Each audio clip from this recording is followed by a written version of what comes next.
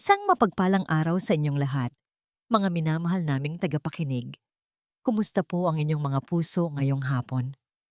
Minsan, sa dinami-dami ng mga taong nakakasalubong natin sa daan, may mga napapadaan na tila hangin lang, hindi nakikita, hindi naririnig.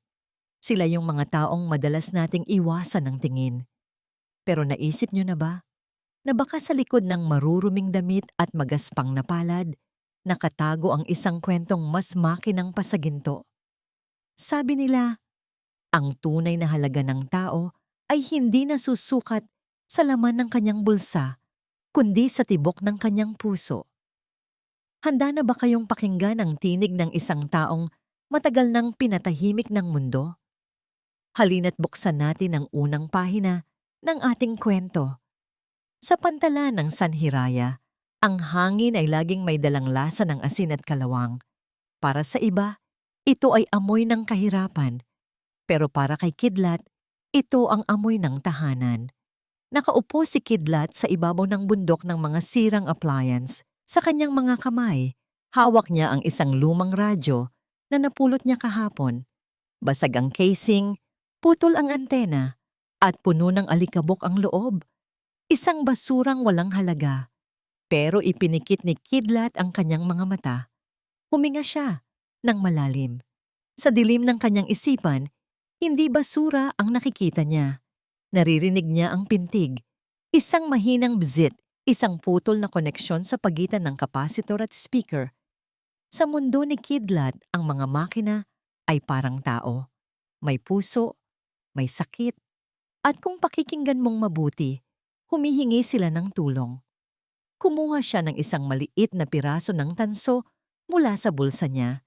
Inikot ito ng dahan-dahan sa sirang circuit board at hinipan ng alikabok.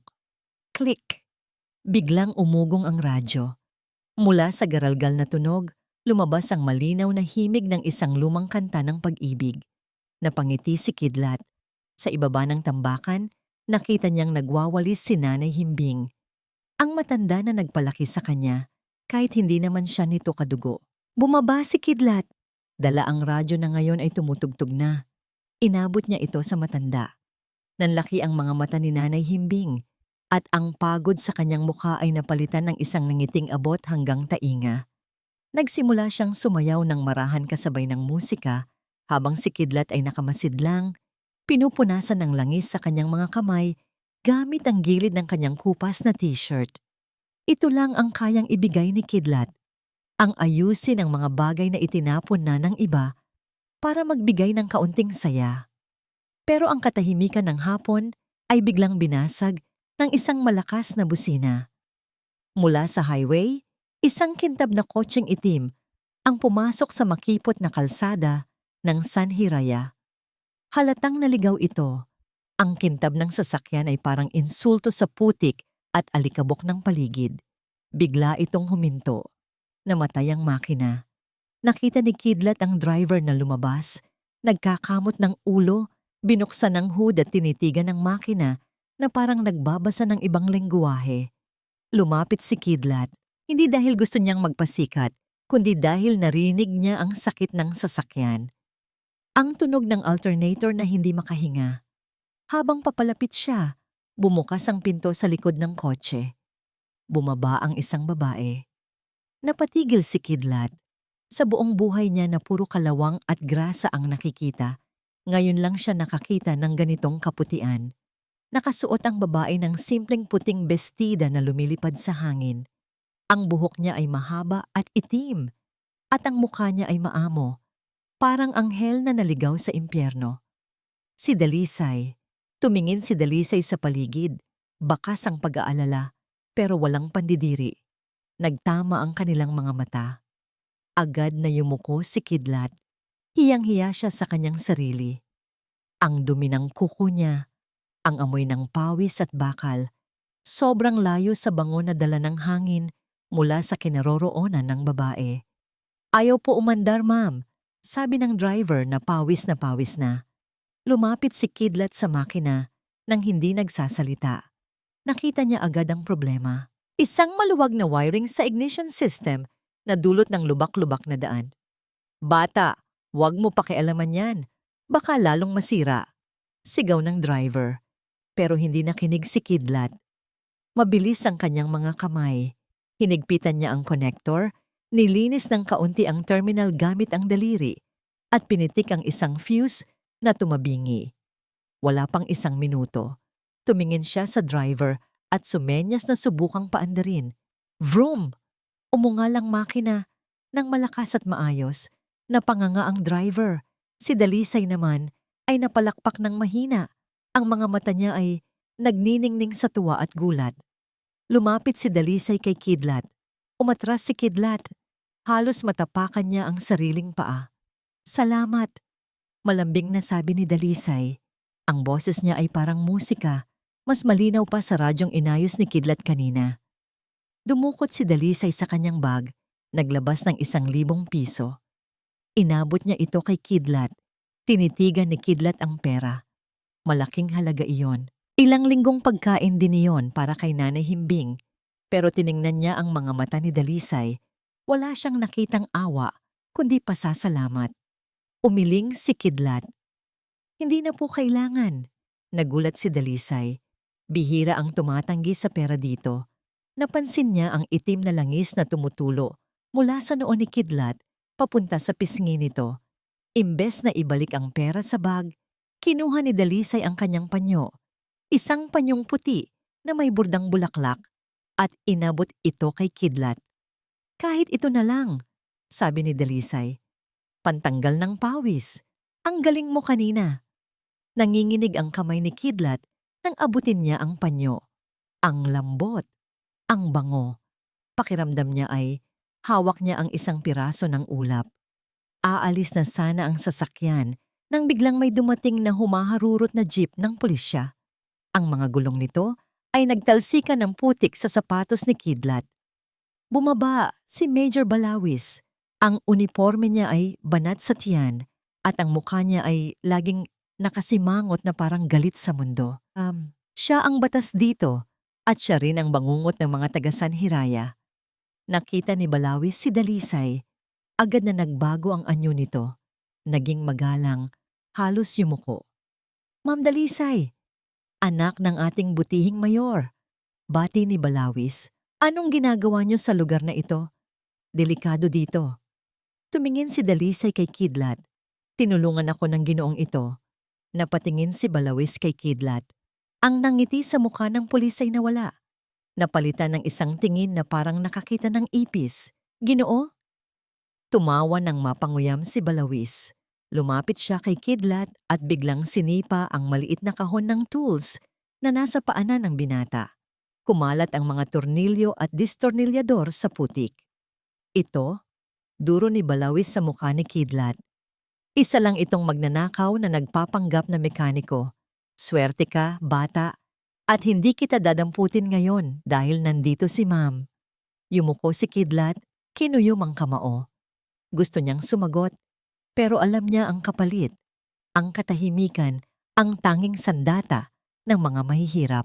Bumaling si Balawis kay Dalisay. "Hali na kayo, ma'am. Ihahatid ko na kayo palabas.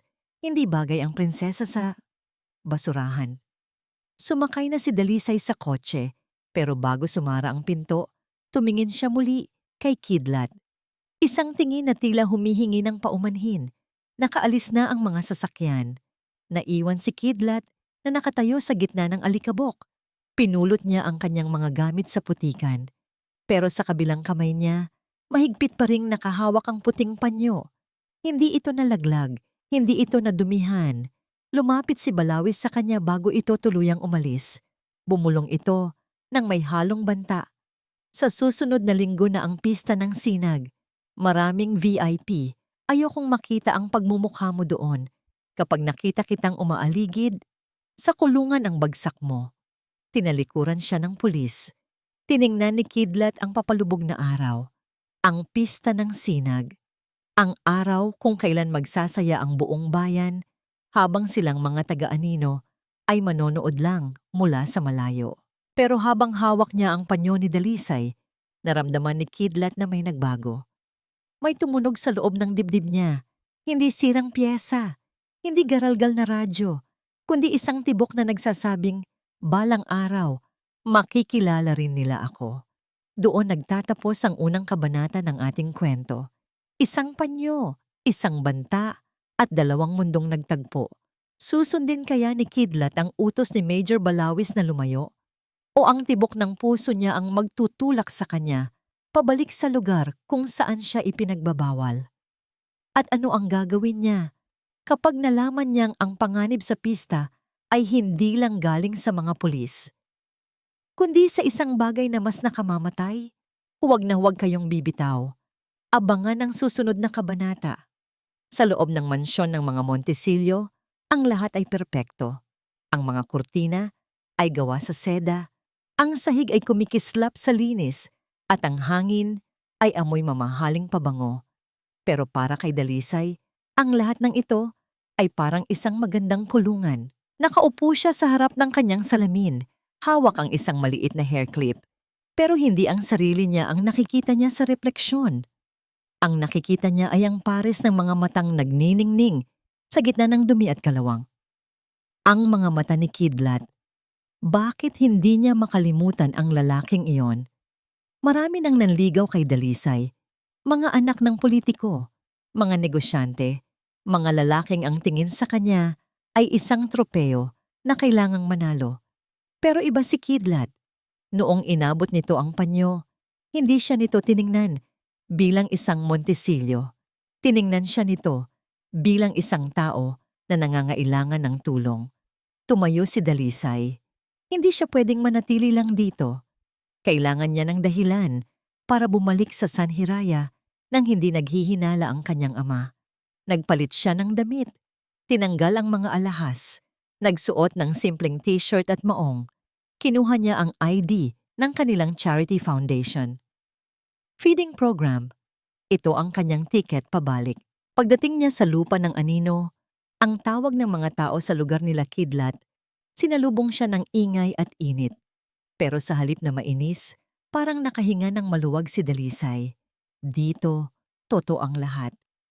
Hinanap ng kanyang mga mata si Kidlat. Hindi siya nahirapan. Sa isang maliit na espasyo sa gilid ng kalsada, nakita niya ito. Hindi ito nag-iisa. Pinalilibutan si Kidlat ng mga batang uhugin at walang tsinelas. Lumapit ng dahan-dahan si Dalisay at nagtago sa likod ng isang poste para magmasid. May hawak na mga lumang bote ng soft drink si Kidlat. Nilalagyan niya ito ng tubig at kaunting bleach, tapos ay idinidikit sa bubong ng mga barong-barong. Kuya Kidlat, aandar ba talaga to? Tanong ng isang bata. Ngumiti si Kidlat, isang nangiting mas maliwanag pa sa araw. Oo naman, basta may tiwala ka. Ang tawag dito, solar light bulb. Kahit walang kuryente, liliwanag ang bahay niyo kapag tinamaan ng araw. Namangha si Dalisay. Ang ibang tao, nakikita lang ang basura. Pero si Kidlat, nakikita ang solusyon. Nakikita niya ang liwanag. Hindi na malaya ni Dalisay na napalapit na pala siya. Natapakan niya ang isang tuyong sanga. Crack! Napalingon si Kidlat. Nawala ang nangiti nito at napalitan ng gulat. Agad itong tumayo at pinagpag ang maruming pantalon. Ma'am Dalisay, utal na bati nito. Anong ginagawa niyo dito? Delikado po. Lumapit si Dalisay. Dala ang isang basket ng tinapay na dala niya para sa feeding program. Sabi ko naman sa'yo, dali na lang. At hindi ba pwedeng bumisita ang kaibigan? Kaibigan! Ulit ni Kidlat na parang hindi makapaniwala sa salitang narinig. Pero, tagalooban ako ma'am. Kayo, taga-palasyo? Wala akong pakialam sa palasyo kung ang mga tao naman sa loob ay parang rebulto. Sagot ni Dalisay ng may diin. Tumingin siya sa mga boteng nakasabit sa bubong. Ang galing mo, Kidlat. Gusto mong bigyan ng liwanag ang lugar na to. Yumuko si Kidlat. Nahihiya, pero may halong pride. Madilim po kasi dito paggabi ma'am. Dali. Gusto ko lang makapag-aral ang mga bata, kahit walang kuryente. Nagkwentuhan sila. Sa loob ng isang oras, nakalimutan ni Dalisay na anak siya ng mayor. Nakalimutan ni Kidlat na namumulot siya ng basura. Pinag-usapan nila ang mga pangarap. Nalaman ni Dalisay na gusto palang maging engineer ni Kidlat pero walang eskwelahan na tumatanggap sa kanya dahil wala siyang birth certificate. Sayang ang talino mo, malungkot na sabi ni Dalisay. Hindi naman po nasasayang, sagot ni Kidlat habang inaayos ang isang maliit na radyo. Basta nakakatulong, hindi sayang. Sa sandaling iyon, naramdaman ni Dalisay ang isang kakaibang kuryente. Hindi galing sa mga wire, kundi galing sa titig ni Kidlat. Pero ang masayang sandali ay panandalian lang. Biglang tumunog ang cellphone ni Dalisay.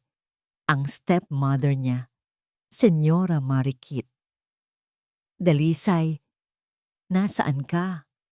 Bulyaw ng boses sa kabilang linya. May nakakita sa iyong pumasok sa lugar ng mga squatter. Umuwi ka ngayon din bago ko sabihin sa daddy mo. Namutla si Dalisay. Alam niyang tapos na ang oras niya. Kailangan ko nang umalis, sabi niya kay Kidlat. Ingat ka. Dali. Paalam ni Kidlat. Tumalikod si Dalisay, pero bago siya sumakay sa kanyang sasakyan, lumingon siya. Nakatayo pa rin si Kidlat, parang isang prinsipe na walang kaharian, pero punong-puno ng dangal. Pag-uwi sa mansyon, sinalubong siya ng malamig na tingin ni Senyora Marikit. Amoy imburnal ka, mataray na sabi ng madrasta habang pinapaypayan ang sarili. Sa susunod na tumapak ka ulit sa lugar na yon, sisiguraduhin kong ipapadala ka ng daddy mo sa States. At yung lalaking kinakausap mo, ipapadampot ko kay Major Balawis. Nanikip ang dibdib ni Dalisay. Hindi siya takot para sa sarili niya. Takot siya para kay Kidlat. Pumasok siya sa kwarto at umiyak habang yakap ang unan. Ang puso niya ay naiwan sa lupa ng anino. Samantala, sa ilalim ng gabi sa San Hiraya, mag-isa si Kidlat sa kanyang maliit na barong-barong. Tahimik ang paligid, tanging ang huni ng mga kuliglig ang naririnig. Nasa harap niya ang radyong inaayos niya kanina habang kausap si Dalisay. Hindi pa ito tapos, pero gumagana na ang receiver. Isinuot ni Kidlat ang luma niyang headphones. Gusto lang niyang maghanap ng musika para makatulog, para mapag-inipan niya si Dalisay. Iniikot niya ang dial. Shhh! Static. Iniikot pa. Shhh! Biglang may boses na pumasok. Hindi ito musika, hindi rin ito balita. Isang boses na malalim, parang nanggagaling sa ilalim ng lupa. Okay na ang timer. Nakaset na sa 12:00 ng tanghali. Sa gitna ng entablado, kumunot ang noo ni Kidlat. Sinubukan niyang linawin ang signal. May sumagot na isa pang boses. Sigurado kang malakas to? Gusto ni boss na walang matitira. Oo, isang malaking regalo para sa pista. Kapag sumabog to, abo ang lahat. Nanlamig ang buong katawan ni Kidlat. Nabitawan niya ang distornilyador. Klang ang pista. Ang entablado kung saan uupo ang mayor. At si Dalisay, nawala ang signal, bumalik ang static. Pero ang takot sa dibdib ni Kidlat ay nagsisimula palang sumindi. Isang lihim na pagtingin at isang lihim na panganib. Narinig ni Kidlat ang plano, pero sino ang maniniwala sa kanya? Isang basurero, laban sa isang boses sa radyo na walang mukha. Alam niyang bawal siyang lumapit sa pista, pero alam din niyang nasa panganib ang buhay ng babaeng nagbigay sa kanya ng halaga. Ano ang mas matimbang? Ang kanyang kaligtasan o ang kaligtasan ni Dalisay? Huwag kayong aalis. Ang susunod na kabanata ay ang simula ng karera laban sa oras. Dumadagundong ang mga tambol. Ang himig ng banda ay naririnig hanggang sa kabilang dulo ng bayan ng San Hiraya. Araw ng pista ng sinag. Ang kalsada ay puno ng makukulay na banderitas na sumasayaw sa hangin. Ang mga tao ay nagtatawanan, nagkakantahan, at nagsasayaw na parang walang problema sa mundo.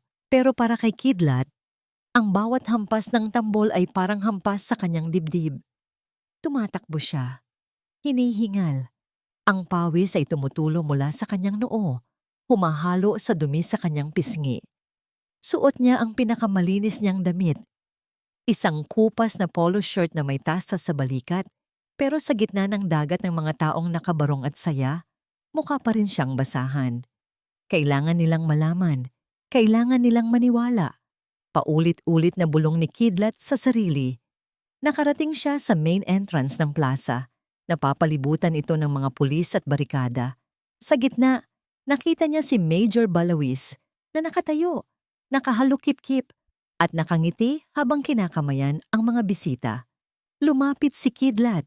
Hindi siya pwedeng matakot ngayon. Major! Major Balawis! Sigaw niya habang pilit na sumisiksik sa mga tao. Narinig siya ng pulis. Lumingon ito. Nang makilala kung sino ang tumatawag, agad na nagsalubong ang kilay nito. Nawala ang nangiti. Hinarang si Kidlat ng 2 tanod bago pa siya makalapit ng tuluyan. Major, makinig po kayo. Sigaw ni Kidlat, ang boses ay nanginginig sa pagod at takot. May bomba! May bomba sa plaza. Narinig ko sa radyo kagabi. Tumigil ang musika sa paligid nila. O baka sa pandinig lang ni Kidlat iyon. Tumingin ang mga tao sa kanya. Ang mga tingin nila ay mapanghusga. Adik ba ito? Si Raulo? Lumapit si Major Balawis. Mabigat ang bawat hakbang. Bomba? Tanong ni Balawis nang may halong pangiinsulto. Tiningnan niya si Kidlat mula ulo hanggang paa. Galing sa isang basurero? Baka naman gutom lang yan, boy. O baka naman, gumagawa ka lang ng gulo para makapagnakaw ka sa mga turista? Hindi po, Major. Totoo po. Halos lumuhod na si Kidlat. 1 oras na lang, sasabog ang entablado. Sa halip na matakot, tumawa ng malakas si Balawis. Nakitawa rin ang mga tanod. Paalisin niyo yan, utos ni Balawis sabay talikod. Nasisisira ang view. Pero Major, si Ma'am Dalisay, nasa panganib siya. Sa pagbanggit ng pangalan ni Dalisay, biglang humarap ulit si Balawis. Hinawakan niya ang kwelyo ni Kidlat at itinulak ito ng malakas. Bumagsak si Kidlat sa sementadong kalsada. Masakit. Gasgas ang siko. Pero mas masakit ang tawanan ng mga tao. Huwag mong gagamitin ang pangalan ng anak ng mayor sa kalokohan mo, banta ni Balawis. Kapag nakita pa kita dito, diretso ka sa presinto, layas. Tinaboy siya ng mga tanod palabas ng gate, parang asong ligaw. Napadpad si Kidlat sa isang madilim na eskinita sa likod ng palengke. Nakasandal siya sa pader, habol ang hininga. Gusto na niyang umiyak, gusto na niyang umuwi. Bakit ko ba ginagawa ato? Wala namang naniniwala sa akin. Wala namang may pakialam sa akin. Aalis na sana siya. Tatalikod na sana siya sa bayang ito na walang ibang ginawa, kundi iparamdam sa kanya na siya ay walang kwenta. Pero napatingin siya sa malayo. Sa itaas ng entablado, nakita niya ang isang pamilyar na anino. Si Dalisay, nakaupo sa gitna ng stage, katabi ang mayor at si Senyora Marikit. Kumakaway ito sa mga tao, nakangiti. Ang ganda-ganda niya, parang isang anghel na bumaba sa lupa. At sa ilalim ng kinatatayuan ni Dalisay, alam ni Kidlat na may demonyong naghihintay. Kinuyom ni Kidlat ang kanyang mga palad. Naramdaman niya ang panyo ni Dalisay sa kanyang bulsa. Kung hindi ako kikilos, mamamatay siya. Kung walang maniniwala sa akin, ako ang gagawa ng paraan. Hindi siya dadaan sa gate. Dadaan siya sa daanan ng mga daga. Alam ni Kidlat ang pasikot-sikot sa ilalim ng bayan. Pumasok siya sa isang butas sa pader na natatakpan ng mga halaman. Ang dating drainage system natuyo na. Madilim, masikip at mabaho. Pero sanay si Kidlat sa dilim. Sanay siya sa baho. Gumapang siya. Ang mga tuhod niya ay nagagasgas sa bato. Ang mga gagamba ay gumagapang sa braso niya. Pero hindi siya huminto. Ang nasa isip lang niya ay ang oras. Tik-tak, tik-tak. Nakarating siya sa ilalim ng wooden flooring ng main stage. Naririnig niya ang yabag ng mga paa sa itaas. Naririnig niya ang boses ng mayor na nagtatalumpati. Mabuhay ang Sanhiraya, sigaw ng mayor, palakpakan ng mga tao. Binuksan ni Kidlat ang maliit niyang flashlight na gawa sa scrap LED. At doon, sa gitna ng mga scaffolding at lumang kahoy, nakita niya ito. Hindi ito basta dinamita. Isa itong kahon na bakal, nakakabit sa mga poste ng kuryente ng stage. Ang mga wire ay kulay pula, asul, at dilaw. Nakapulupot na parang mga ahas. At sa gitna nito, may isang digital clock. 12:45 minuto. 45 minuto. Lumapit si Kidlat. Ang puso niya ay kumabog ng mas malakas kaysa sa drums sa itaas. Nanginginig ang kamay niya nang ilawan niya ang mechanism. Complex ito. Hindi gawa ng ordinaryong kriminal. Biglang may narinig siyang kaluskos sa likuran niya. May tao ba? Pinatay niya ang ilaw. Pinigil ang hininga. Sa itaas, nagsimula ng kumanta si Dalisay. Ang boses nito ay napakalambing. Umaawit tungkol sa pag-asa at pagmamahal. Napapikit si Kidlat. Ang boses ng babaeng mahal niya sa itaas at ang tunog ng kamatayan sa harapan niya. Tik, tak, tik, tak. Nandito na siya sa loob. Wala nang atrasan. Pero paano niya ito pipigilan gamit lang ang isang kinakalawang na pliers at ang talino ng isang batang namumulot ng basura? Tumingin ulit siya sa timer. 00:44:30 minuto, mabilis ang oras. At ang bawat segundo ay hakbang papalapit sa katapusan.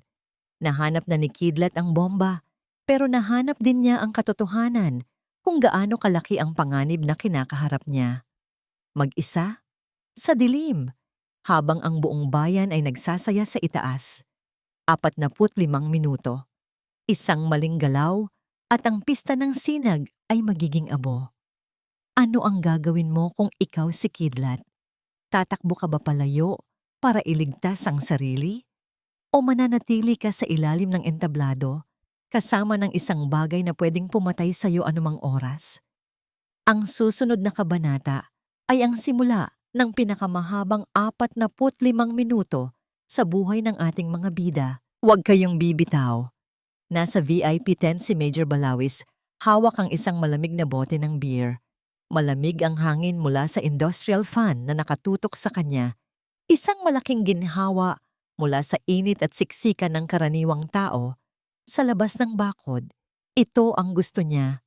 Ang pakiramdam ng kapangyarihan. Ang pakiramdam na siya ang hari ng Sanhiraya at ang lahat ng nasa labas ay mga langgam na kailangan niyang kontrolin. Lumapit sa kanya si Senyora Marikit. Kahit sa gitna ng init, hindi nahuhulas ang makeup ng ginang. Amoy mamahaling pabango ito na humahalo sa amoy ng lechon na nakahain sa mesa.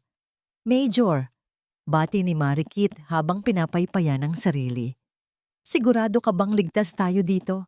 Narinig ko kanina yung gulo sa gate. May sumisigaw na pulubi?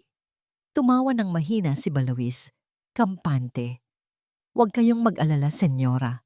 Sagot niya habang sumusulyap sa kanyang mga tauhan na nakapalibot sa area. Isang baliw lang yon. Alam niyo naman ang mga tagalupa ng anino, uhaw sa atensyon, gumagawa ng kwento para limusan. Mabuti naman, irap ni Marikit. Ayokong masira ang performance ni Dalisay. Ito ang debut niya sa publiko. Ayokong may amoy basura na umaligid sa kanya. Ako ang bahala, senyora. Walang makakapasok dito na hindi ko pinahihintulutan. Kahit langaw, hindi uubra sa security ko. Tinaas ni Balawis ang kanyang radyo. Team Alpha, status report. Clear, sir. Walang suspicious activity sa North Gate. Sagot ng boses sa radyo. Clear sa South Gate, sir. Sagot ng isa pa. Ngumisi si Balawis. Perfect. Ito ang disiplina. Ito ang order. Yung sinabi ng batang gusgusin kanina tungkol sa bomba, kalokohan. Kung may bomba man, ang mga tauhan niya ang unang makakaalam. Hindi isang batang walang pinag-aralan na namumulot lang ng kalawang. Lumabas siya ng tent para mag-ikot. Gusto niyang makita ng mga tao ang uniforme niya. Gusto niyang matakot sila. Sa gilid ng barikada, nakita niya ang isang matandang babae. Maliit ko ba? At may dalang bilao ng kakanin na itinitinda. Si Nanay Himbing. Pilit itong sumisilip sa butas ng bakod parang may hinahanap. "Hoy, Manang!" sigaw ni Balawis. Napatalon sa gulat ang matanda. Muntik na niyang mabitawan ang bilao. "Ma'am Major, magandang gabi po. Bawal magtinda dito sa VIP area. Doon ka sa labas, sa may palengke." Bulyaw ni Balawis. "Ay, hindi po ako nagtitinda, Major." Nanginginig na sagot ng matanda. Ang mga mata nito ay puno ng luha. Hinahanap ko lang po ang apo ko, si Kidlat. Nakita niyo po ba? Sabi kasi ng kapitbahay, hinuli daw ng mga tauhan niyo." Napakunot ang noo ni Balawis. Yung batang yun na naman? Yung Kidlat na nanggulo kanina? "Ah, yung batang sinungaling?" Ngisi ni Balawis. Lumapit siya sa matanda. "Pinalayas ko na. At kung ako sa'yo, Manang, pagsabihan mo yang apo mo. Sa susunod na magkalat siya ng fake news tungkol sa bomba, hindi lang siya ang dadamputin ko. Pati ikaw, ipapasara ko ang pwesto mo sa palengke." Namutla si Nanay Himbing. Pero Major, mabait na bata si Kidlat." Hindi po siya nagsisinungaling. "Tumigil ka!" Tinabig ni Balawis ang braso ng matanda. Hindi naman malakas, pero sapat na para mawalan ito ng balanse. Nahulog ang bilao. Kumalat ang mga puto at kutsinta sa lupa. Natapakan ng mga dumadaang tao ang paninda. Napasinghap ang mga nakakita. Pero walang naglakas loob na tumulong. Takot sila kay Balawis. "Linisin mo yan!" Utos ni Balawis nang walang bahid ng awa. Dumilang kayo sa paningin ko. Tumalikod siya at naglakad pabalik sa stage. Iniwan ang matandang lumuluhod sa lupa habang pinupulot ang maruruming kakanin. Pagbalik niya sa ilalim ng entablado, tumingala siya. Nakita niya ang anak ng mayor na kumakanta. Ang ganda ng ilaw, ang linis ng tunog. "Walang bomba," bulong niya sa sarili. "Walang gulo. Ako ang batas dito." Kinuha niya ulit ang beer niya at lumagok. Masarap. Malamig. Pero hindi niya alam. Sa ilalim mismo ng tinatapakan niyang lupa, ilang metro lang mula sa kanyang makintab na sapatos. Ang mga numerong pula ay patuloy sa pagbaba. 003000. Habang abala siya sa pagpapakita ng lakas sa mga mahihina, ang tunay na kalaban ay nasa ilalim ng kanyang ilong. Nagbibilang ng oras bago kainin ng apoy ang kanyang kayabangan. Masyadong maingay ang musika. Masyadong maingay ang kanyang ego, kaya hindi niya narinig ang tiktak. Hindi niya narinig ang papalapit na panganib. Ang hustisya sa Sanhiraya ay hindi lang bulag. Ngabing ito, bingi rin ito. At dahil sa kabingihan ni Major Balawis, libu-libong tao ang malapit ng magbayad. Ang yabang ay nauuna sa pagbagsak. Si Major Balawis, ang taong dapat nagproprotekta sa bayan, ay siya pang naging dahilan kung bakit mas lumala ang panganib. Tinaboy niya ang tanging taong nakakaalam ng totoo. Inapi niya ang walang kalaban-laban. Pero akala ba niya ay sumuko na si Kidlat? Akala ba niya ay tatalikod na lang ang ating bida dahil lang sa takot? Nagkakamali siya. Dahil sa susunod na kabanata, babalik si Kidlat. Hindi para sa kanya, kundi para sa mga taong walang boses. At sa pagkakataong ito, hindi na siya hihingi ng permiso. Handa na ba kayong pumasok sa dilim kasama si Kidlat? Madilim, mabaho, masikip. Gumagapang si Kidlat sa loob ng lumang drainage pipe. Sa ilalim ng plaza, ang tubig ay hanggang siko, malapot at itim. Ang mga daga ay nagtatakbuhan sa gilid. Ang mga mata nila ay kumikislap tuwing tinatamaan ng liwanag ng kanyang maliit na flashlight. Ito ang mundo kung saan sanay si Kidlat. Ang mundo ng dumi. Ang mundo ng mga itinatapon. Sa itaas, naririnig niya ang dagundong ng bass mula sa sound system.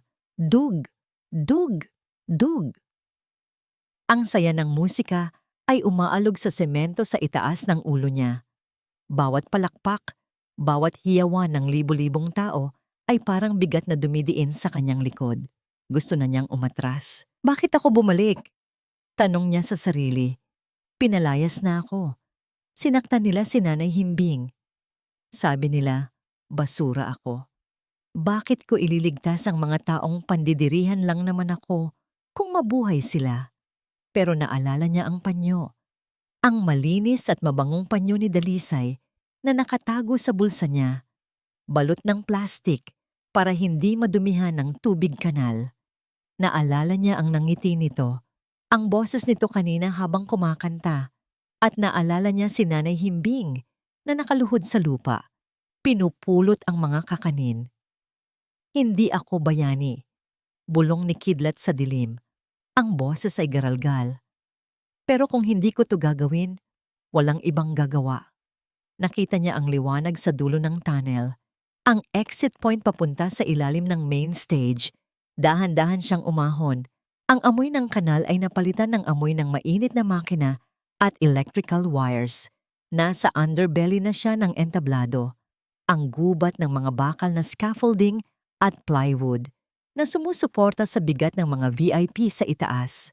At naroon siya, ang halimaw, ang bombang gawa sa bakal at galit. Lumapit si Kidlat. Nanginginig ang kanyang mga kamay habang itinataas ang flashlight. Ngayon lang niya ito nakita ng malapitan. Mas malala ito kaysa sa akala niya. Hindi lang ito simpleng timer at dinamita. Nakita ni Kidlat ang mga decoy wires. May mga sensor, isang maling gupit, sasabog, isang maling galaw ng pliers, sasabog. Tumingin siya sa oras. 12:30, 20 minuto. 20 minuto na lang bago maging abo ang lahat. Tumulo ang malamig na pawis sa noo ni Kidlat. Ang puso niya ay parang sasabog sa kaba. Wala siyang proper tools. Ang dala lang niya ay isang rusty pliers, electrical tape, at isang maliit na screwdriver. Para siyang susugod sa giyera na ang dala lang ay tinidor. Kaya mo to, Kidlat? Bulong niya habang inaayos ang pagkakaupo sa lupa. Parang radyo lang yan. Parang washing machine. Hanapin mo ang source. Hanapin mo ang puso. Sinimulan niyang baklasin ang casing. Dahan-dahan. Sobrang dahan-dahan. Biglang may tumunog na yabag sa hagdanan sa gilid ng stage. Pababa. Nanigas si Kidlat. Pinatay niya ang flashlight. Nagtago siya sa likod ng isang malaking speaker box. May bumaba. Isang babae. Hinihingal. Si Dalisay. Kakatapos lang ng kanta niya. Tumakas siya mula sa mga politicians sa itaas para makapahinga saglit at magpahangin sa backstage. Pero imbes na sa dressing room, napadpad siya sa ilalim dahil hinahanap niya ang kanyang nawawalang hikaw. Hello? May tao ba dyan? Tanong ni Dalisay. Nakita niya ang anino ni Kidlat. Sino yan? Security? Hindi sumagot si Kidlat. Kung magpapakita siya, baka sumigaw si Dalisay. Baka marinig ni Major Balawis.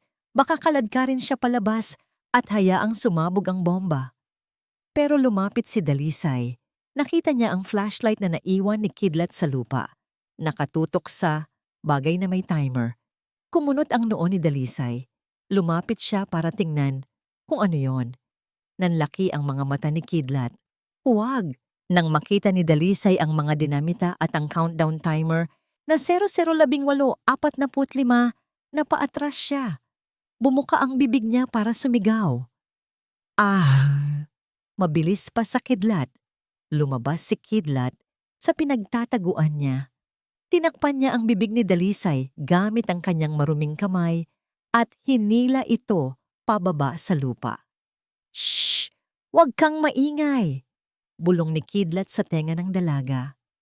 Nagpupumigla si Dalisay. Akala niya ay masamang tao ang nakahawak sa kanya. Siniko niya si Kidlat sa tiyan. Aray! Daing ni Kidlat pero hindi siya bumitaw. Dalisay, ako to! Si Kidlat! Natigilan si Dalisay. Tiningnan niya ang lalaking may hawak sa kanya. Ang mukha nitong puno ng grasa. Ang mga mata nitong pamilyar na pamilyar. Kidlat! Bulong ni Dalisay nang tanggalin ni Kidlat ang kamay sa bibig niya. Anong Anong ginagawa mo dito? Anong... Tumingin si Dalisay sa bomba. Bumalik ang takot sa kanyang mukha. Bomba ba yan? Totoo ba yan? Tumango si Kidlat. Ang pawis niya ay tumutulo na sa ilong. Oh, at sasabog yan sa loob ng 18 minuto. Kailangan nating umalis. Kailangan nating sabihan si Daddy. Akmang tatayo si Dalisay. Hinawakan ni Kilat ang braso niya. Mahigpit. Walang naniniwala sa akin, Dalisay. Sinubukan ko na. Si Major Balawis tinawanan lang ako. Kung aakyat ka dun at magsisigaw, magkakagulo, magkakastampede, at baka sa taranta nila. May makagalaw nito at sumabog agad. Tinitigan ni Kidlat si Dalisay, mata sa mata. Wala nang oras para mag-evacuate ng tahimik. Kung gusto mong mabuhay ang daddy mo, ang nanay himbing ko, at lahat ng tao dyan, kailangan ko tong patayin. Ngayon na. Nanginig si Dalisay. Tumingin siya sa timer. 0 minuto. 17 ka segundo. 30 milisegundo. Tumingin siya kay Kidlat. Isang basurero. Walang lisensya. Walang gamit. Pero sa mga mata ni Kidlat, wala siyang nakitang kasinungalingan. Nakita niya ang takot. Oo. Pero nakita rin niya ang isang tapang na hindi niya nakita kahit sa pinakamayayamang lalaki sa bayan. Tumatakbo ka na, Dalisay, sabi ni Kidlat. Binitawan niya ang braso ng dalaga. Umalis ka na habang may oras pa. Iligtas mo ang sarili mo. Tumalikod si Kidlat at hinarap muli ang bomba. Kinuha ang pliers. Nanginginig ang kamay. Pero pilit niyang pinapatatag. Inantay niyang tumakbo si Dalisay. Inantay niyang iwan siya nito. Pero wala siyang narinig na yabag palayo. Sa halip naramdaman niya ang isang mainit na kamay na pumatong sa balikat niya. Napalingon si Kidlat. Nakatayo doon si Dalisay. Hinubad niya ang kanyang mamahaling sapatos. Lumuhod siya sa tabi ni Kidlat sa gitna ng dumi at langis. Hindi kita iiwan, sabi ni Dalisay ng matatag, kahit tumutulo ang luha sa kanyang mga mata. Sabi mo, kailangan mo ng ilaw? Hawakan ko yung flashlight. Kinuha ni Dalisay ang flashlight, itinutok sa mga wire. Sabihin mo kung anong gagawin ko. Sabi niya, ngumiti ng mapait si Kidlat. Sa bingit ng kamatayan, hindi siya nag-iisa. Sige, bulong ni Kidlat. Magsisimula na tayo. Sa ilalim ng entablado, 2 puso ang nagpasya. Isang desisyon na pwedeng tumapos sa buhay nila o magligtas sa libo-libo. Wala nang pulis. Wala nang mayaman o mahirap. 2 tao na lang at isang timer na mabilis na tumatakbo. 17 minuto. 2 kulay ng wire. Isang pagkakataon. Mapapatahimik kaya nila ang halimaw o ito ang huling pagkakataon na magkakasama sila? Ang susunod na kabanata ay ang pinakamasakit at pinakamahabang sandali ng kanilang buhay. Handa na ba kayong pigilin ang inyong hininga? Ang mundo sa ilalim ng entablado ay isang kakaibang planeta. Sa itaas, naririnig ni Dalisay ang hiyawan, ang tugtog ng banda, at ang boses ng kanyang ama na nagpapasalamat sa mga bisita. Isang mundong puno ng liwanag at pagkukunwari. Pero dito sa ibaba, sa gitna ng alikabok, sapot ng gagamba, at amoy ng kalawang, naramdaman ni Dalisay ang isang bagay na totoo. Nakatuon ang liwanag ng flashlight sa mga kamay ni Kidlat. Ang mga kamay na yon, puno ng peklat, maitimang kuko, at nanginginig. Pero gumagalaw ang mga ito ng may ingat at respeto. Bawat pihit ng screwdriver, bawat paghiwalay ng wire, parang humahawak siya ng isang sanggol. 00:10:00 10 minuto. Dalisay, basag ni Kidlat sa katahimikan. Hindi siya lumilingon. Nakatutok lang ang mata niya sa mechanism. Yung ilaw, pakibaba ng konti, sa may asul na wire. Sinunod ni Dalisay, nanginginig din ang kamay niya, pero pinilit niyang patatagin. Ganito? Oo, Salamat. Biglang umalog ang sahig sa itaas nila. Isang dance group ang nagsimulang sumayaw. Bog, bog, bog. Nalaglag ang mga alikabok mula sa mga siwang ng kahoy. Napuwing si Kidlat. Napapikit siya at napabitaw sa pliers. Kidlat! Bulong ni Dalisay. Okay lang ako, okay lang. Mabilis na sagot ni Kidlat. Kinukuskos ang mata gamit ang likod ng palad. Pero lalo lang humapdi dahil sa grasa. Huwag! Lalo mong dudumihan. Pigil ni Dalisay. Inilapit ni Dalisay ang kanyang mukha. Gamit ang malinis na daliri, dahan-dahan niyang pinahid ang dumi sa gilid ng mata ni Kidlat. Natigilan si Kidlat. Dumilat siya. Sa ilalim ng madilim at masikip na espasyo, nagtama ang kanilang mga mata. Ilang pulgada lang ang layo ng mukha nila sa isa't isa. Naririnig ni Dalisay ang mabilis na paghinga ng binata. Amoy niya ang pawis at bakal. Pero sa sandaling ito, iyon ang pinakamabangong amoy sa mundo. Amoy ng tapang. Bakit ka bumalik? Tanong ni Dalisay. Halos pabulong. Pinaalis ka na nila. Ligtas ka na sana sa laba. Tinitigan siya ni Kidlat. Kitang-kita ni Dalisay ang sarili niya sa refleksyon ng mga mata nito. Dahil nandito ka, sagot ni Kidlat. Simple, walang paligoy-ligoy. Hindi ko kayang tumakbo palayo habang alam kong maiiwan ka dito. Parang huminto ang oras. Mas malakas pa ang kabog ng dibdib ni Dalisay kaysa sa bomba. Pero Kidlat, paano kung hindi natin magawa? Paano kung magagawa natin to? Putol ni Kidlat. Basta nandyan ka. Basta hawak mo ang ilaw ko. Ngumiti si Kidlat. Isang maliit at pagod na ngangiti. Kinuha niya ulit ang pliers. 0 minuto at 5 segundo. 5 minuto. Bumalik sila sa trabaho. Mas mabilis na ngayon. Mas desidido. Naputol ko na ang timer circuit, sabi ni Kidlat habang pinuputol ang isang dilaw na wire. Pero may secondary trigger. Ito ang mahirap. May 2 wire na natitira na nakakonekta sa main detonator. Isang pula, isang itim.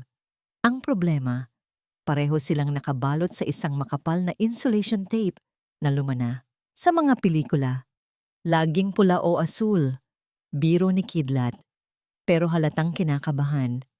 Pero ito, scrap wires lang ang ginamit, hindi sinusunod ang color coding. Pinawisan ng malapot si Kidlat. Kapag pinutol ko ang mali, sasabog. Kapag hinayaan ko naman, sasabog pa rin pagkaubos ng oras. Paano mo malalaman kung alin?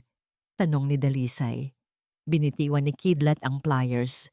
Ipinikit niya ang kanyang mga mata. Inilapit niya ang kanyang tenga sa bomba. Anong ginagawa mo? Shh! Senyas ni Kidlat. Pinakikinggan ko. Tumahimik si Dalisay. Pinigil niya ang kanyang paghinga. Sa gitna ng ingay sa itaas, nag-focus si Kidlat.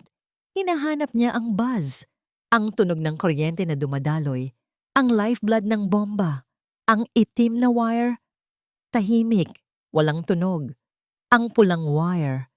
May mahinang Dumilat si Kidlat. Ang pula ang live wire. Kapag pinutol ko to, mawawalan ng power ang detonator. Sigurado ka? Tanong ni Dalisay. Hindi, sagot ni Kidlat. Pero ito ang sinasabi ng tenga ko. Kinuha niya ang pliers. Ipinwesto sa pulang wire. 000 isa 00 isang minuto. Nagsimulang magbilang ang mga tao sa itaas para sa fireworks display. 10! Sigaw ng crowd. Nanginig ang kamay ni Kidlat. Paano kung mali siya? Paano kung ito na ang huli? Hinawakan ni Dalisay ang kamay ni Kidlat na may hawak ng pliers. Ipinatong niya ang kanyang malambot na palad sa ibabaw ng magaspang na kamay ng binata. 9! Sabay tayo, sabi ni Dalisay. Tumingin siya kay Kidlat ng buong pagmamahal. Kung sasabog man to, mas gugustuhin kong mamatay na hawak ang kamay mo kaysa mabuhay na wala ka. Napatingin si Kidlat sa kanya. Sa wakas, nawala ang takot sa mukha ng binata. Napalitan ito ng kapayapaan. 8! Salamat, Dalisay. Bulong ni Kidlat. Para sa liwanag. 7. Humigpit ang hawak nila sa pliers. Pumikit silang dalawa. 5. Isang hinga. Isang desisyon. 4. Pinisil nila ang pliers. Click! Naputol ang wire. Pero sa sandaling iyon, hindi natin alam kung katahimikan ba o pagsabog ang sumunod. Ang tanging narinig natin ay ang click at ang sabay na pagtibok ng dalawang puso na handang harapin ang katapusan ng magkasama. Tama ba ang pandinig ni Kidlat? O niloko siya ng sarili niyang talento? At kung mabuhay man sila, ano ang sasalubong sa kanila paglabas nila sa liwanag? Palakpakan! O posas! Huwag na huwag kayong aalis! Ang katotohanan ay malalaman sa susunod na kabanata. Ang tunog ng pliers na humiwa sa wire ay halos hindi narinig. Napakaliit na tunog. Napakabilis. Sa eksaktong sandaling iyon, sumabog ang langit. Boom! Boom! Boom! Napahigpit ang yakap ni Dalisay kay Kidlat. Pumikit silang pareho. Hinihintay ang init. Hinihintay ang sakit. Hinihintay ang katapusan. Akala nila, ang dagundong na narinig nila ay ang bomba na lumalamon sa kanila. Pero lumipas ang 1 segundo, 2, 3. Wala silang naramdaman kundi ang panginginig ng bawat isa. Dahan-dahang iminulat ni Kidlat ang kanyang mga mata. Buhay pa siya. Hindi nasusunog ang balat niya. Tumingala siya sa siwang ng wooden flooring ng entablado. Sa itaas, nakita niya ang makukulay na liwanag. Pula, asul, berde. Fireworks. Ang ingay na narinig nila ay hindi galing sa impyerno, kundi galing sa selebrasyon sa langit. Tumingin siya sa bomba. Ang digital screen ay patay na. Walang ilaw, walang numero, walang tiktak. Huminto ang oras sa 000004. 4 na segundo bago ang katapusan. Dalisay, bulong ni Kidlat. Ang boses niya ay basag. Dumilat si Dalisay. Tumingin siya sa paligid. Tumingin siya kay Kidlat na punong-puno ng grasa at pawis pero nakangiti ng may luha. Wala na, sabi ni Kidlat. Patay na ang bomba. Napaluhod si Dalisay at napahagulgol. Hindi dahil sa takot, kundi sa sobrang ginhawa. Niyakap niya ng mahigpit si Kidlat. Sa ilalim ng maingay at magulong mundo, sa gitna ng dumi at alikabok, nagyakapan ang isang prinsesa at isang basurero. Walang nagsasalita. Ang tibok ng puso nila ang nag-uusap. Iniligtas mo tayo. Bulong ni Dalisay. Iniligtas mo silang lahat. Dahan-dahan, silang tumayo. Nanghihina pa ang tuhod ni Kidlat, pero inalalayan siya ni Dalisay. Magkahawak kamay silang lumabas mula sa ilalim ng entablado, papunta sa liwanag. Inasahan nila na sasalubungin sila ng pasasalamat, pero iba ang naghihintay sa kanila. Paglabas na paglabas nila sa backstage area, pumulagtas sa kanila ang nakakasilaw na ilaw ng mga flashlight. Huwag kayong gagalaw! Itaas ang mga kamay! Napapikit si Kidlat sa silaw. Bago pa siya makasagot, naramdaman niya ang malamig na bakal ng baril na nakatutok sa kanyang sentido. Nakatayo sa harap nila si Major Balawis. Pawisan ito, gulo-gulo ang uniforme, at hinihingal. Halatang kakatakbo lang pabalik mula sa pinagtataguan nito nung akala niya sasabog ang bomba. Pero ngayong nakita niyang ligtas na ang lahat, bumalik ang tapang ng duwag. Huli ka! Sigaw ni Balawis. Ikaw ang nagtanim ng bomba, no? Kaya ka nandyan sa ilalim. Ano? Gulat na sigaw ni Dalisay. Humarang siya sa harap ni Kidlat. Major, ano bang sinasabi mo? Siya ang nag-disarm. Siya ang nagligtas sa atin. Tumabi ka dyan, Ma'am Dalisay. Utos ni Balawis. Huwag kang maniwala sa sinungaling na yan. Ginawa niya yan para magpapansin. Modus yan ng mga terorista. Magtatanim tapos mag-aalis para maging bayani. Hindi totoo yan. Sigaw ni Kidlat. Nakita ko ang timer. Kung hindi ko pinutol, bog. Isang malakas na suntok sa sikmura ang tumama kay Kidlat. Galing sa isa sa mga tauhan ni Balawis. Napaluhod si Kidlat, namimilipit sa sakit. Agad siyang dinapaan ng 2 pulis. Ang mukha niya ay idiniin sa semento. Ang mga kamay na kani-kanina lang ay gumawa ng milagro. Ngayon ay pinoposasan na ng mahigpit. Kidlat! Sigaw ni Dalisay. Susugod sana siya, pero nahawakan siya ng mga security ng kanyang ama. Dumating si Mayor Montesillo, ang ama ni Dalisay. Nakita niya ang anak niya, madungis, walang sapatos, at umiiyak para sa isang basurero.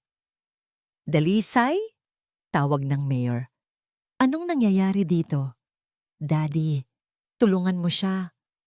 Pagmamakaawa ni Dalisay habang hinihila siya palayo ng mga guard. Siya ang nagligtas sa atin. May bomba sa ilalim ng stage.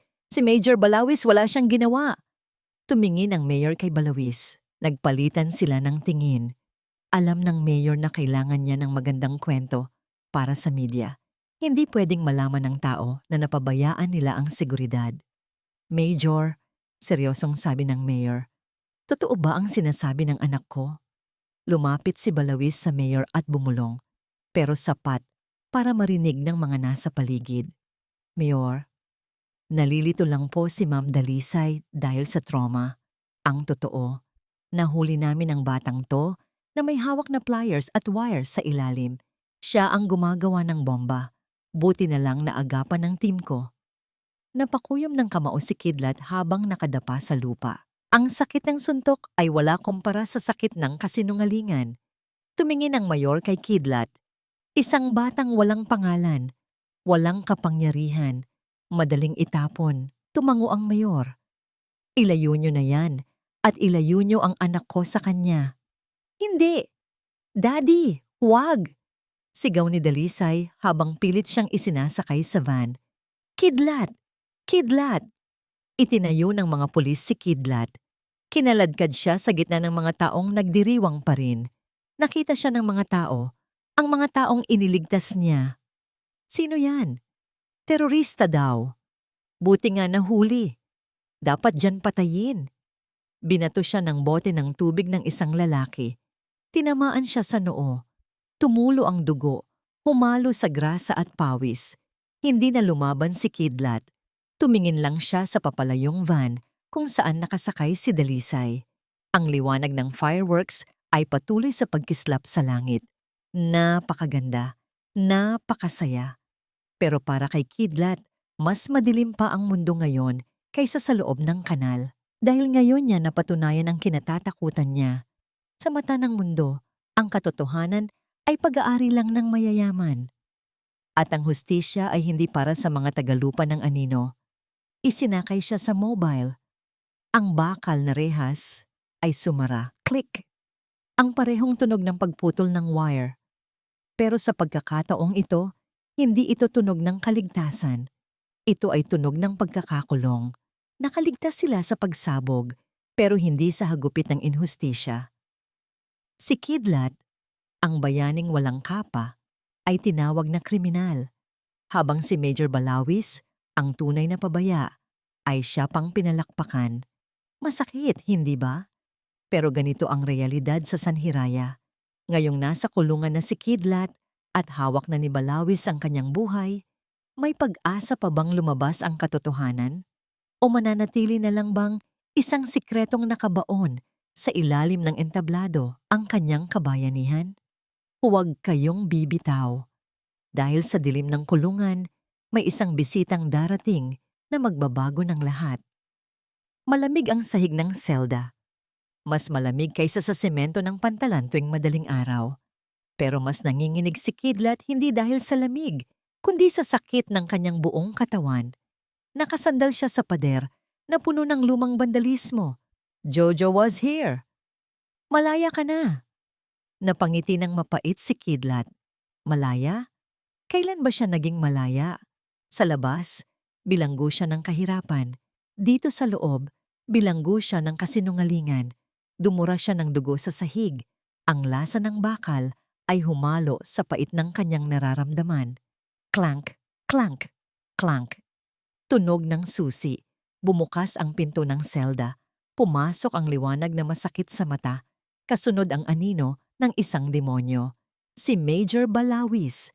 May dala itong folder at isang ballpen. Malinis na ang uniforme nito.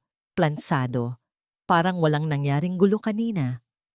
Kumusta ang hero ng Sanhiraya? Pang-aasar ni Balawis. Naupo ito sa isang bangkito sa harap ni Kidlat. Masakit ba ang katawan? Pasensya na sa mga bata ko. Masyadong gigil sa terorista eh. Hindi ako terorista. Garalgal na sagot ni Kidlat. Hirap siyang magsalita dahil sa pamamaga ng panga. Alam ko, sagot ni Balawis ng casual. Parang nagkukwento lang ng panahon. Alam kong wala kang kakayahang gumawa ng bomba. Masyadong sopistikado yon para sa utak biya na tulad mo. Nagulat si Kidlat. Tumingin siya sa pulis. Alam niyo pala. Bakit ka nandito? Tumawa si Balawis. Kasi kailangan ng tao ng sisisihin, Kidlat. At hindi pwedeng ako yon. Hindi pwedeng ang mayor yon. Kaya ikaw na lang. Tutal, sanay ka naman sa basura, di ba?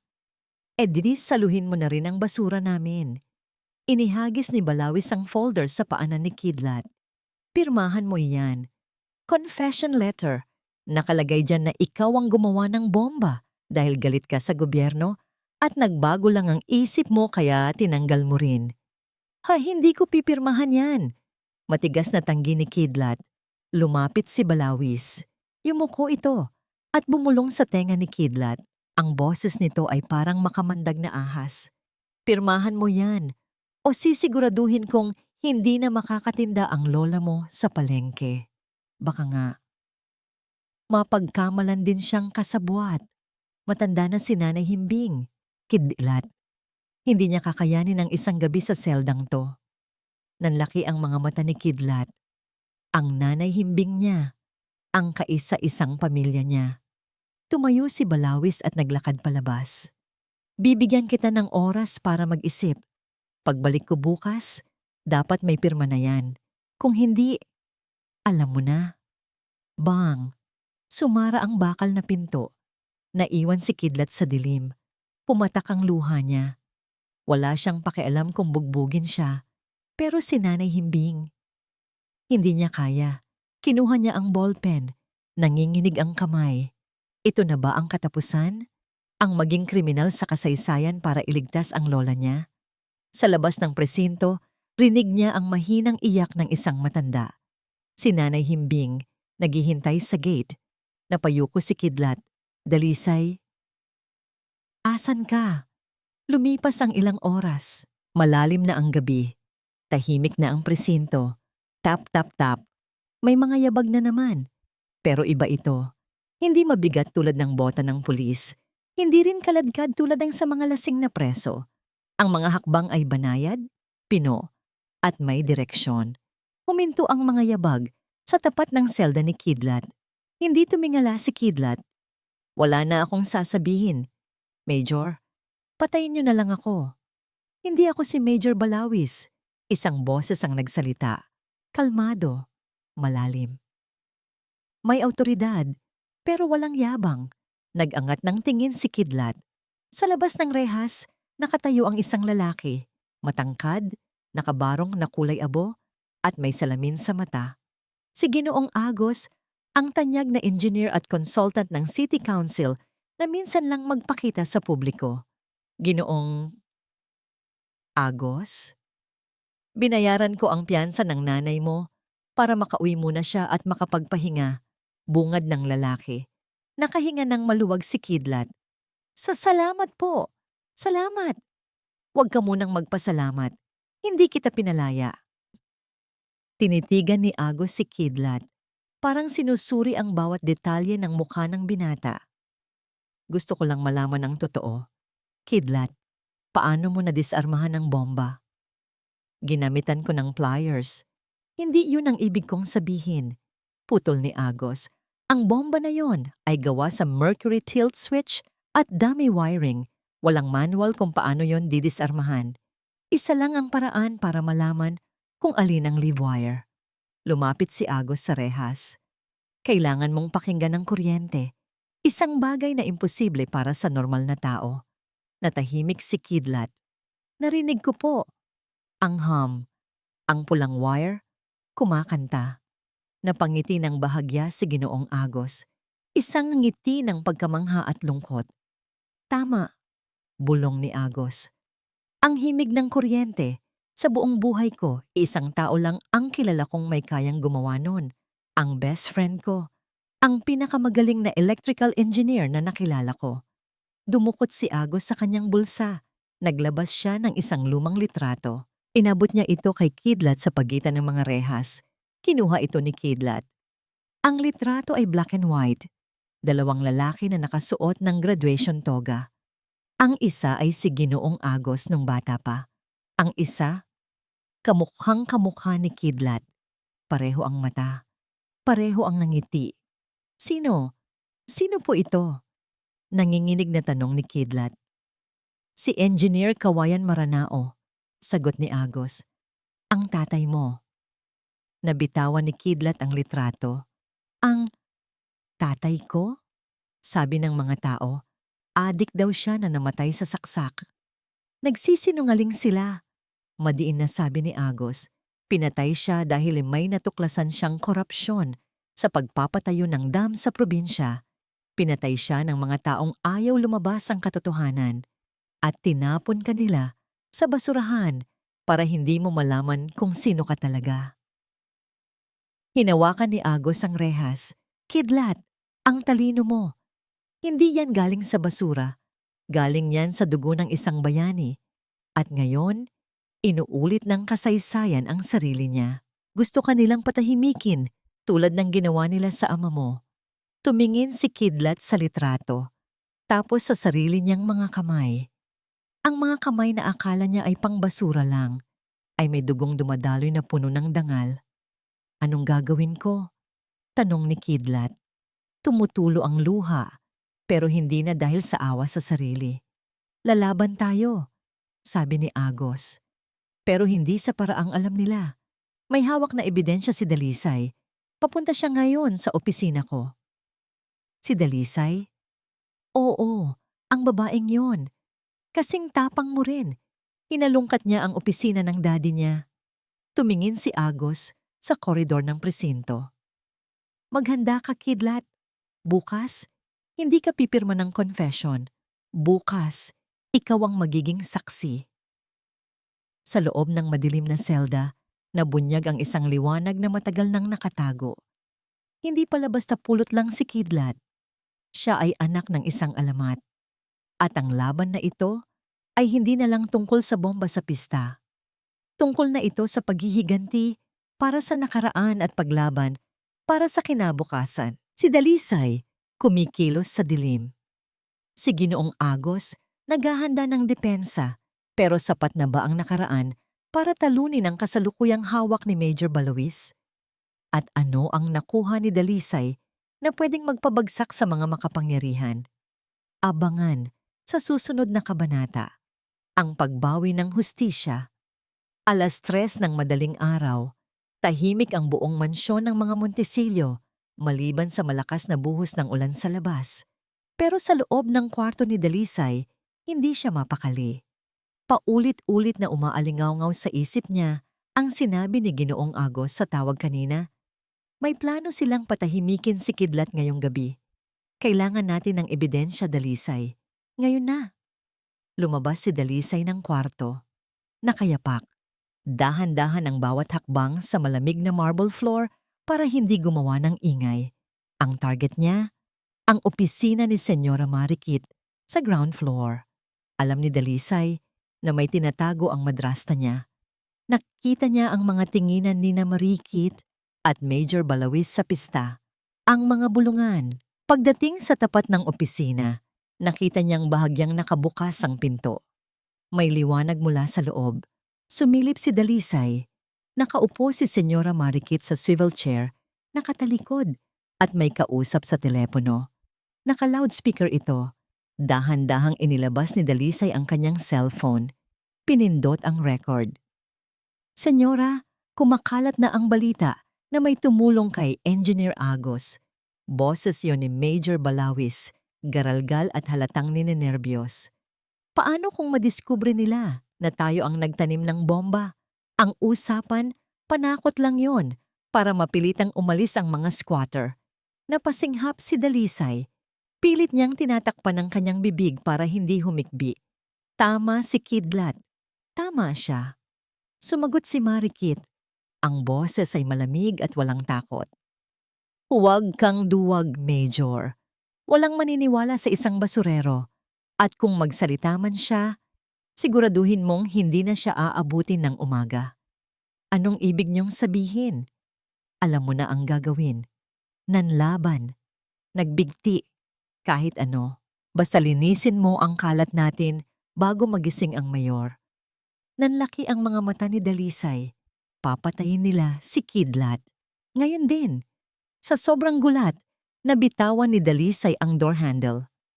Kag, maliit na tunog, pero sa katahimikan ng gabi, parang kulog ito. Biglang umikot ang upuan ni Senyora Marikit. Nagtama ang paningin nila ni Dalisay. Dalisay? Gulat na sabi ng madrasta. Mabilis na nawala ang gulat at napalitan ng isang nakakatakot na tingin.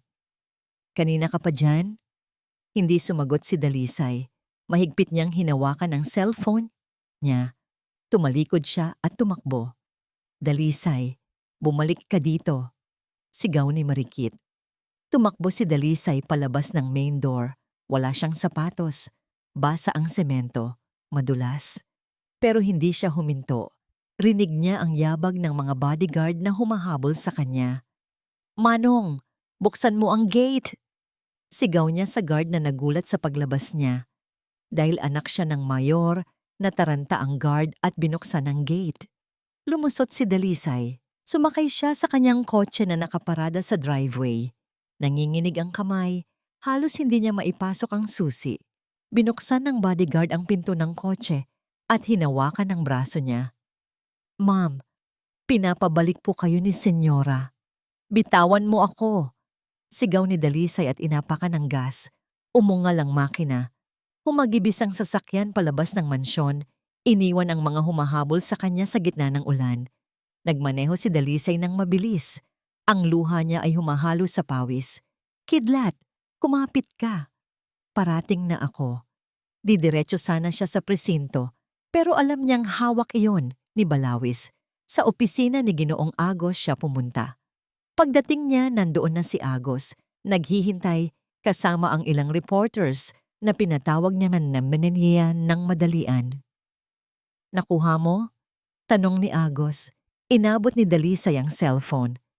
Nirecord ko lahat. Ang utos na patayin si Kidlat. Ang plano sa bomba. Pinakinggan ni Agos ang recording. Tumango siya ng seryoso. Humarap siya sa mga kamera na naka-livestream sa social media. I broadcast nyo to. Ngayon din, bago pa nila mapatay ang inosente. Sa loob ng presinto. Madilim ang selda ni Kidlat. Nakaupo siya sa sulok, yakap ang tuhod. Hawak pa rin niya ang litrato ng tatay niya. Biglang bumukas ang pinto. Pumasok si Major Balawis. Wala na itong dalang papel.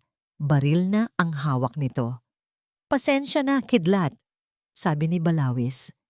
Ang mga mata nito ay mapula. Parang hindi nakatulog, parang baliw. Masyado kang maraming alam at masyadong matabilang dila ng girlfriend mo. Itinutok ni Balawis ang baril kay Kidlat.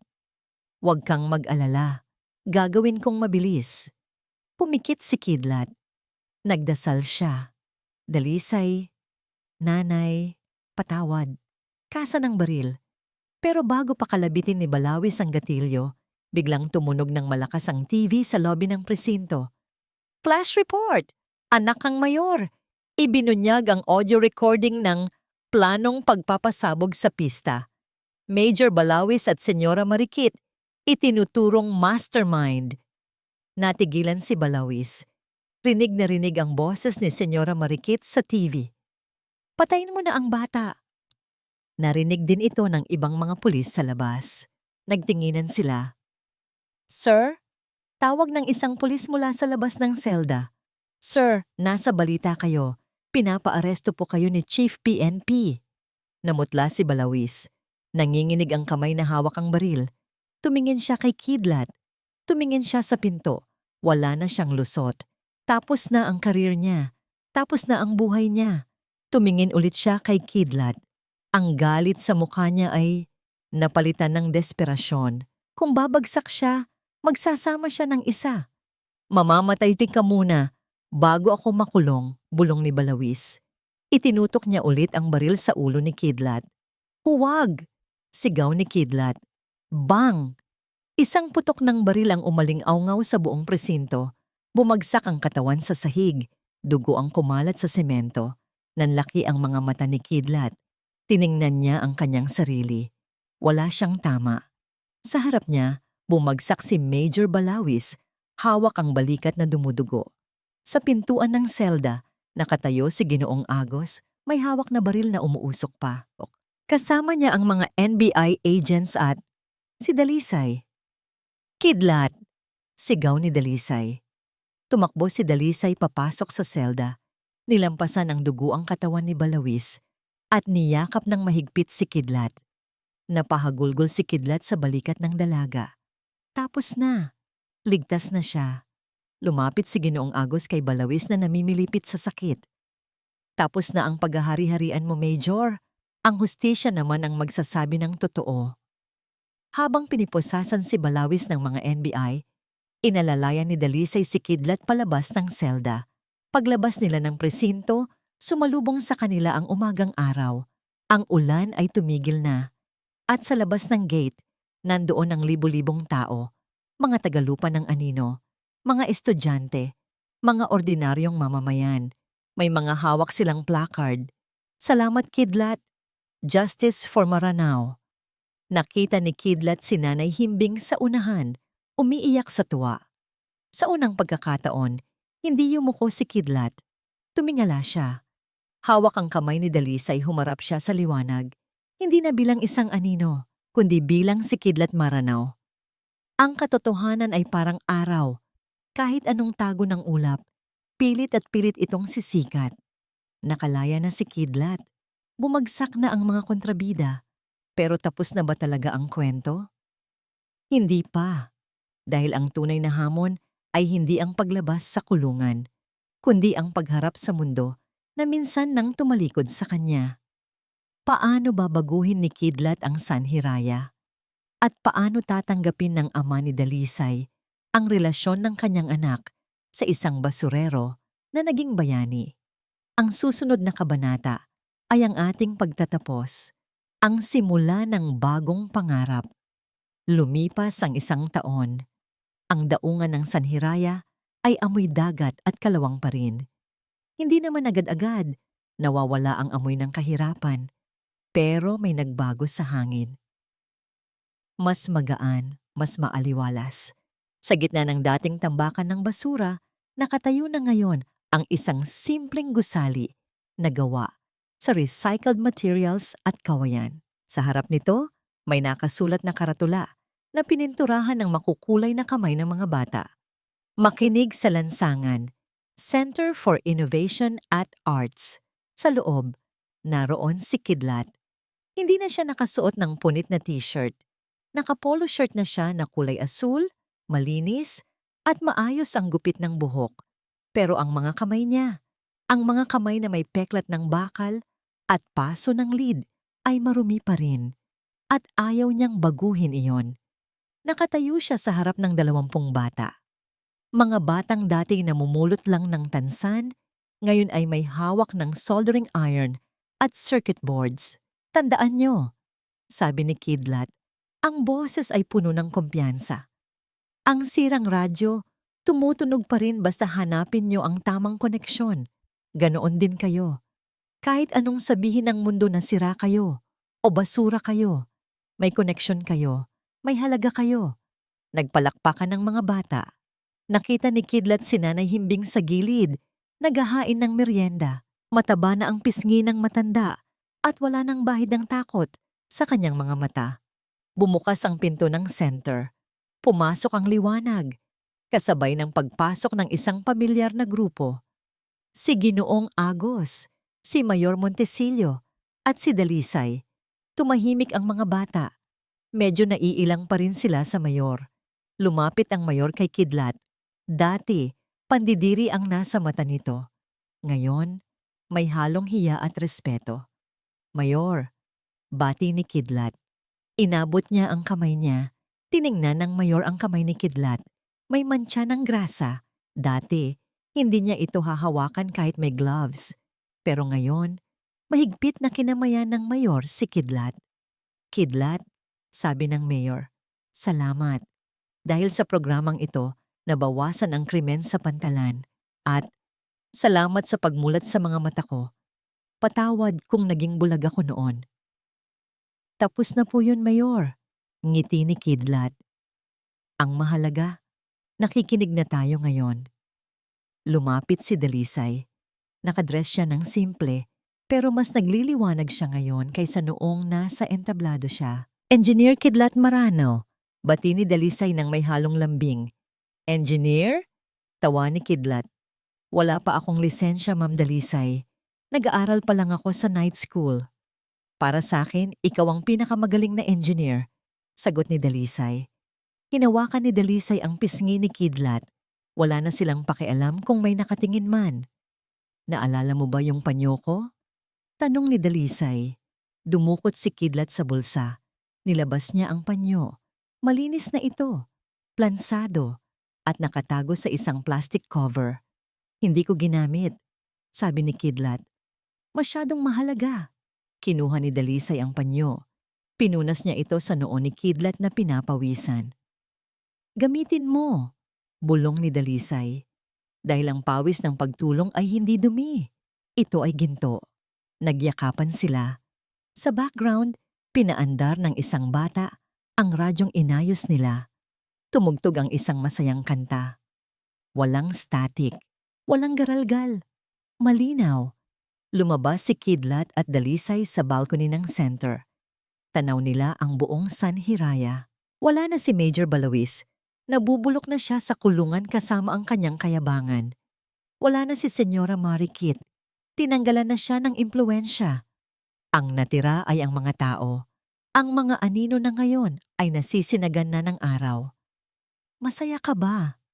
Tanong ni Dalisay habang nakasandal sa balikat ni Kidlat. Huminga ng malalim si Kidlat. Nilanghap niya ang hangin. Amoy dagat. Amoy pag-asa. Dati, sabi ni Kidlat, ang pangarap ko lang ay maging invisible para hindi ako saktan ng tao. Pero ngayon, masaya ako na nakikita na nila ako. Hindi dahil sikat ako, kundi dahil nakikita nila na may pag-asa pa pala sa lugar na to. Sa ibaba, sa may gate, may isang batang lalaki na nakatayo. Gusgusin, payat, may bitbit na sako ng bote. Nakatingin ito sa center parang nahihihiyang pumasok. Nakita ito ni Kidlat. Naalala niya ang sarili niya noon. Kumala siya sa yakap ni Dalisay. Sandali lang. Bumaba si Kidlat. Lumapit siya sa bata sa gate. Natakot ang bata. Akmang tatakbo. Huwag kang matakot, sabi ni Kidlat. Lumuhod siya para maging kapantay ng bata. Gusto mo bang pumasok? Tanong ni Kidlat. Wala po akong pera, sagot ng bata. Basurero lang po ako. Ngumiti si Kidlat. Ang nangiting puno ng init. Walang basurero dito, bunso, sabi ni Kidlat. Inakbayan niya ang bata. Lahat dito, prinsipe at prinsesa. Halika, may ipaparinig ako sa'yo. Sabay silang naglakad papasok sa liwanag. At sa wakas, ang San Hiraya ay hindi na lang daungan ng mga barko. Ito ay naging daungan ng mga pangarap na binuo mula sa pira-pirasong basura, pinagdikit ng tiwala at pinagana ng pag-ibig. At diyan po nagtatapos ang kwento ni Kidlat at Dalisay sa Ang Prinsipe ng Basurahan. Isang kwentong nagpapaalala sa atin na ang ginto, kahit balutin mo ng putik, ay ginto pa rin. Huwag tayong maging mabilis sa paghuhusga sa panlabas na anyo ng ating kapwa. Dahil minsan, Ang mga taong ating minamaliit, sila pa ang may hawak ng susi para sa ating kaligtasan. At ang tunay na pag-ibig, hindi ito namimili ng estado, hindi ito namimili ng apelyido. Ang tanging pinapakinggan nito ay ang tapat na pintig ng puso. Sana po ay naantig ang inyong mga damdamin at may napulot kayong aral sa ating kwento ngayong araw. Kung nagustuhan nyo ang kwentong ito, please click the like button at ishare nyo sa inyong mga kaibigan at pamilya. Gusto ko ring marinig ang boses ninyo. Mag-comment sa ibaba. Naniniwala ba kayo na love conquers all kahit magkaiba ang estado sa buhay? I-comment nyo na ang inyong yes o no at ang inyong karanasan. Huwag kalimutang mag-subscribe at i-click ang notification bell para kayo ang unang makarinig sa susunod nating kwento na siguradong magpapakilig at magpapaiyak sa inyo. Ako po ang inyong tagapagsalaysay. Mag-ingat po kayo palagi. At tandaan, sa bawat kwento ng buhay, may pag-asa. Paalam at hanggang sa muli.